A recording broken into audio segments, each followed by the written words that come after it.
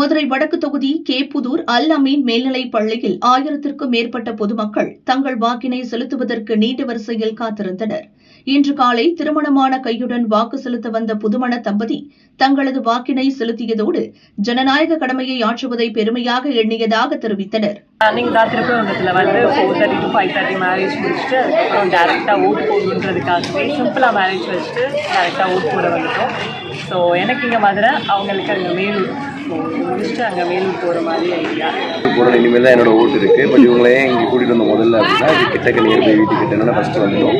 செகண்டாக நான் என்னோட ஓட்டு போடுறதுக்கான எங்கள் ஊருக்கு நாங்கள் கிளம்பிட்டோம். இன்றைக்கி ஓட்டு போடுறதுனுடைய ஒரு அப்ஜெக்டிவ் என்னென்னா 5 years ஒன்ஸ் தான் நமக்கான ஒரு பவரே நமக்கு கிடைக்கும். என்னதான் நம்ம இந்தியன் சிட்டிசன், நம்ம இந்தியாவினுடைய குடிமகன் அப்படின்னு சொன்னாலுமே அதுக்கான ஒரு பவர் எப்போ கிடைக்கும் அப்படின்னா இந்த ஒன் டே தான்.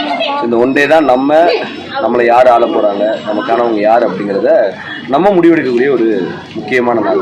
இன்றைக்கி வாழ்க்கையினுடைய முக்கியமான நாள் எங்களுக்கானதாக இருந்தாலும் ஜனநாயகத்துக்கான ஒரு முக்கியமான நாளாக இன்றைக்கி இருக்குன்றதுனால ஓட்டு போடுறதுக்காக வந்திருக்கோம். ஓட்டு போடுறதுக்காக அடுத்து கிளம்பிட்டோம்.